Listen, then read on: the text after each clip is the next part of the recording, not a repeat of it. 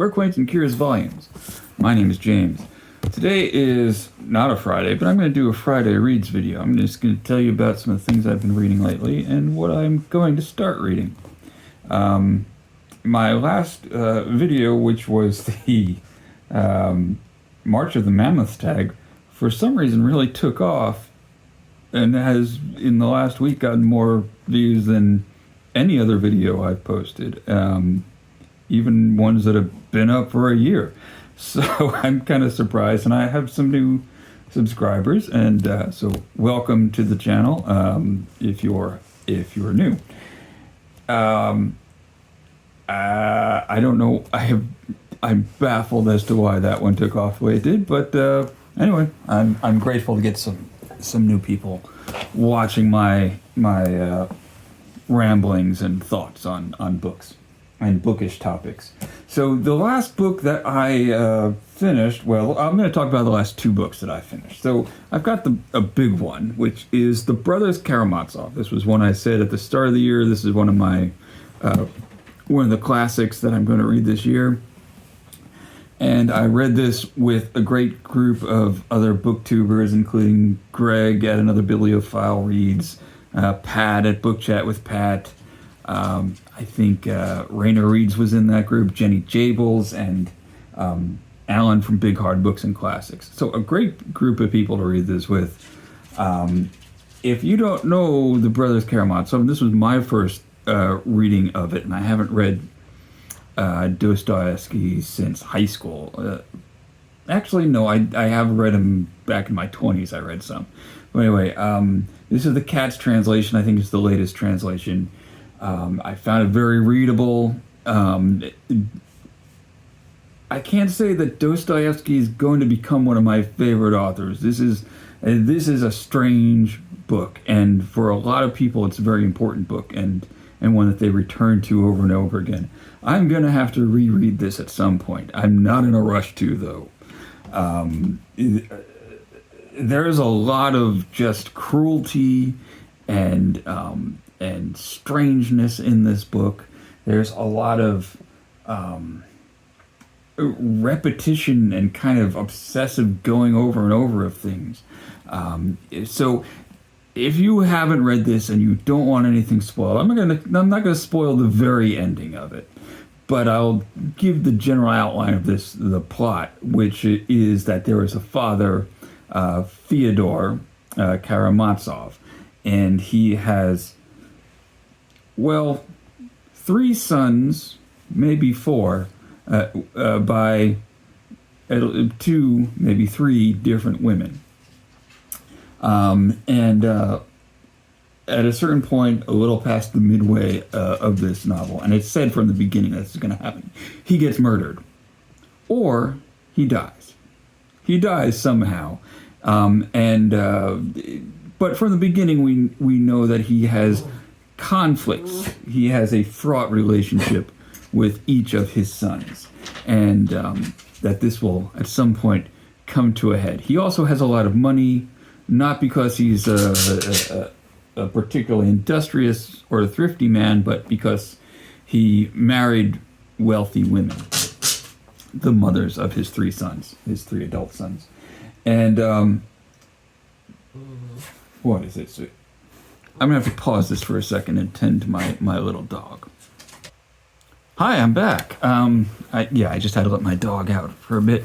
And I was talking about The Brothers Karamazov. So, in a certain sense, there is kind of a mystery at the heart of this novel. But it's by no means a mystery novel. It's a philosophical novel. It has long conversations and so-called prose poems about scenarios involving Jesus returning to Spain during the time of the Inquisition.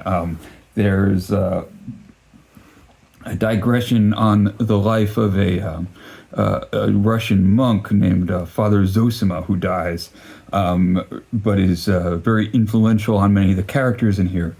And then, there is this kind of middle section in which one of the brothers, Dmitri, just kind of goes mad. He goes mad because he's involved in a love triangle, kind of a love quadrangle, I guess maybe a love pentagon, you could think of it, because he's engaged to a woman, but he's also in love with another woman whom his father also is in love with, but then one of his brothers kind of has eyes on the woman that he was engaged to. Does that make any sense? No, it's crazy, but I guess it could happen. Also, the third brother, Alyosha, he gets engaged, but it seems to kind of go nowhere. There's a lot of things in this book, I'm trying to tell you, that kind of come up and don't really pay off. Which, look, you don't have to tie up all the loose ends, but there's a number of things that just don't really get resolved. Now, so maybe you'll say, well, look, your bourgeois sense of complacency, you got to have everything all tied up. Well, we've got Lee Child books for you. You can go read one of those. You like those, right? All right, my friends, let's not go down that road. But yeah, it seems frankly unfinished, but there's a lot of things to love in this book. I don't think I want it to be longer, to tell you the truth. And a lot of the post-murder business seems to just go over the same territory repeatedly. People having conversations about whether this door was open or not over and over again. And just like claiming that they did something, but they didn't do it. And that who did it, but it's this guy, but he never could have done it. But obviously it was him.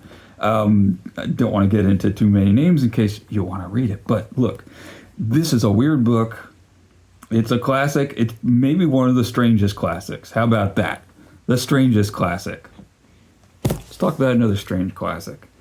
Another thing I want to say. There's a character who comes in almost at the end. It's like a 13-year-old kind of trickster, smartass kid who's just fantastic. And he has a dog that is like impeccably trained. It's really weird. He comes in and like becomes best friends with Alyosha, who's like the good son. Anyway, I don't know. That's not a very coherent review of the Brothers Karamazov. But if you haven't read it, you definitely have to try it. Put it on your list. Okay, another book that I read. I don't know if I can get I can show you the cover of this. It's a Japanese novel, and it's considered a classic in Japan. It's called No Longer Human by Osamu Dazai. And this is a 20th century novel. Dazai lived a rather short life, kind of a tragic life, but he died of a suicide, and he had various attempted suicides before he actually died, and so this novel is considered to be somewhat autobiographical. Like some of the things in it are based on things that happened to him. For example, at one point he gets in a suicide pact with this woman, and they both try to drown themselves. And she does drown, but he ends up being rescued by some fishermen. And apparently that did actually happen in Dazai's life. And so let's see. Okay, so he was born in 1909, and he died at 38 of another team suicide, I guess. He did drown himself with a woman who also died. This is really bleak. And this book is incredibly bleak. It's about a person who is just kind of out of step. He can't really relate to people. And partly it's due to his father being kind of absent from his life. Partly it's due to, he's wealthy, so his family has servants. And he says that the family servants were having sex with him. It's unclear from my translation if it was the female or the male servants who were doing this. but he grows up. He kind of spends a lot of time drinking sake. He becomes an artist of a sort. He likes Van Gogh a lot. He gets into our boy Dostoevsky. He mentions reading, and just kind of he has some friends, some relations, some people that he relates to, but somehow he just doesn't feel like he is fully a regular person. He doesn't understand people, and a lot of the book is just kind of going over and then he takes up smoking, and then he becomes a communist, and then he starts visiting prostitutes, and it's just punctuated by these horrible events of suicide and eventually I think he gets married to a woman, or at least he's living with her, and she gets sexually assaulted by some other character, a merchant who goes into her shop, and he kind of has this weird reaction, he doesn't care, and it's really, really weird. But then he becomes a morphine addict, and he has this strange relationship with the pharmacist who's selling him his morphine. I don't know. So and then it ends. So kind of there's a framing narrative almost to this book, where it consists of 3 notebooks that were discovered by someone.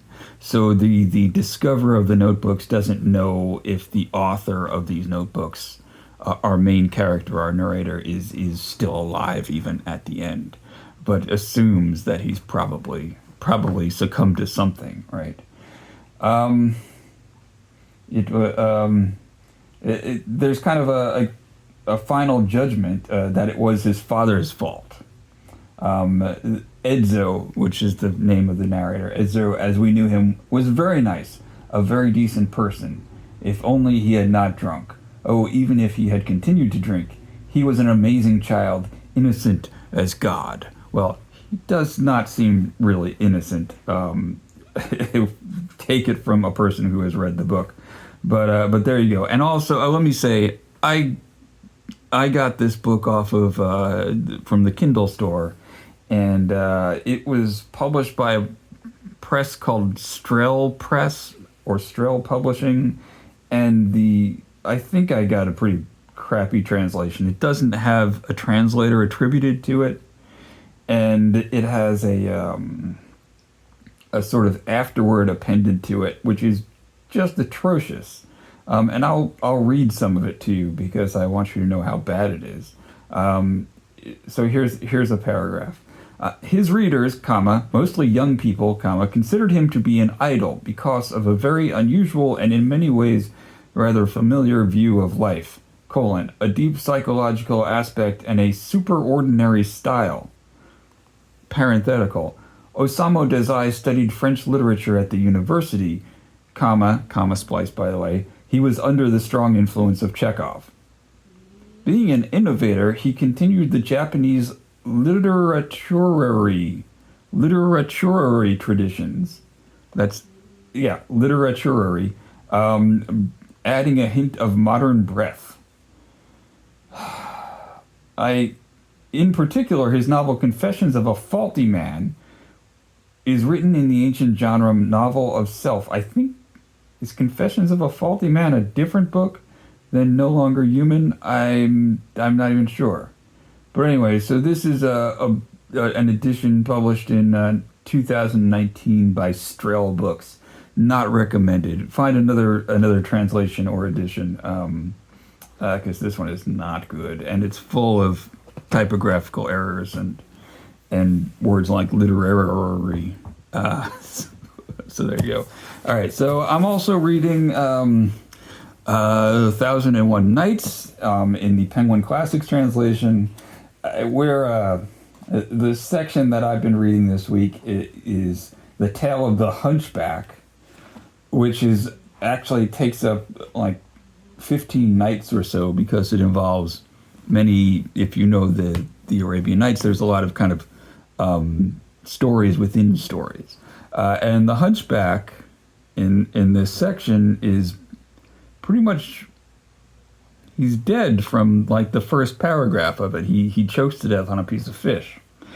And then the story involves people trying to dispose of his body without being arrested for murder. Even so, it's it's dark comedy, but it's some of the funniest stuff in here. And I so.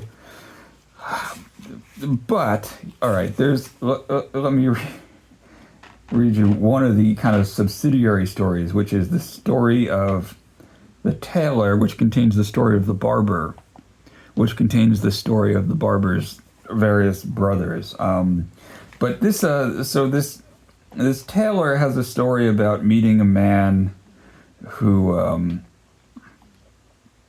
was a wealthy merchant in Baghdad, and he falls in love with a woman, and someone is going to go and set him up with this woman.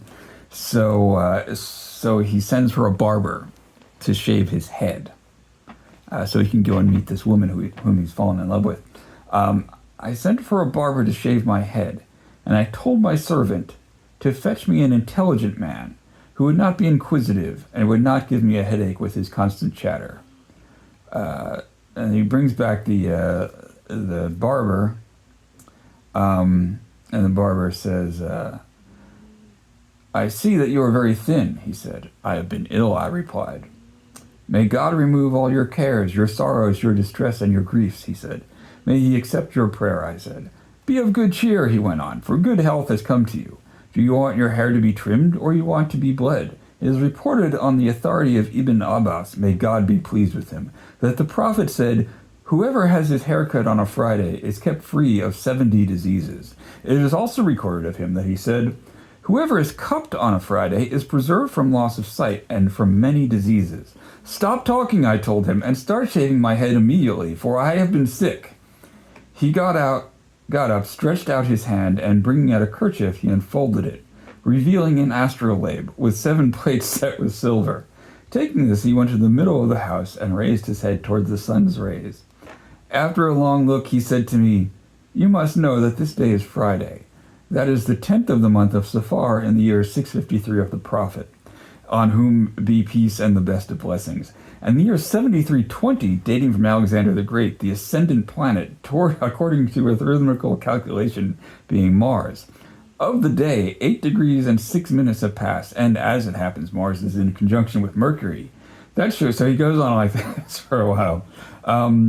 That shows that this is a good time for haircutting, and it also shows me that you are looking for union with someone, and that this will be fortunate. But afterwards there will be words, and something that I won't mention to you. By God, I told him, you have driven me to distraction, lowered my spirits, and produced an omen for me that is not good. I only asked you to cut my hair, so get on and do it and stop talking so much. He goes on talking about being an astrologer and all this, and he says, do you need any more advice? He asked. God in his bounty has provided you a barber who is also an astrologer, a chemist, an expert in natural magic, grammar, morphology, philology, rhetoric, eloquence, logic, arithmetic, astronomy, geometry, religious law, and traditions of the Prophet, and the interpretation of the Quran. I've read the relevant books and now remember, the guy sent his servant to get him a barber and said, make sure that he's not too talkative. It says, whatever you think, I am not inquisitive, and this is why I am known as the silent and serious one. What you do is to praise God and not oppose me, for the advice that I have to offer is good. I feel sympathy for you, and I would like to be in your service for a whole year so that you might value me as I deserve, and I would not want any wages from you for that. When I heard that, I said, without a doubt, you will be the death of me today. So that is the end of night 29, and then the next morning, the day dawned, and this is how every day kind of ends. And Scheherazade broke off from what she had been allowed to say. Then, when it was the 13th night, she continued, I have heard, O auspicious king, that the young man said, 'You will be the death of me today.' He went on. 'Sir,' the barber said, I'm coming to the end here. 'I am the man the people call the silent, because unlike my brothers, I speak so little.' My eldest brother is known as the babbler. The second is known as the bellower. The third is the jabberer. The fourth is the Aswan jug. The fifth is the talker. The sixth is the prattler. While I, the seventh, am the silent." He kept on talking at me. I felt as though my gallbladder had split. I told my servant to give him 1/4 dinar, adding, "And for God's sake, see that he leaves me, as I don't want to have my head shaved after all." So anyway, because I talk so little. Anyway, I see I've done quite a bit of babbling myself, so I'll say thanks for watching. I'll talk to you later. Bye.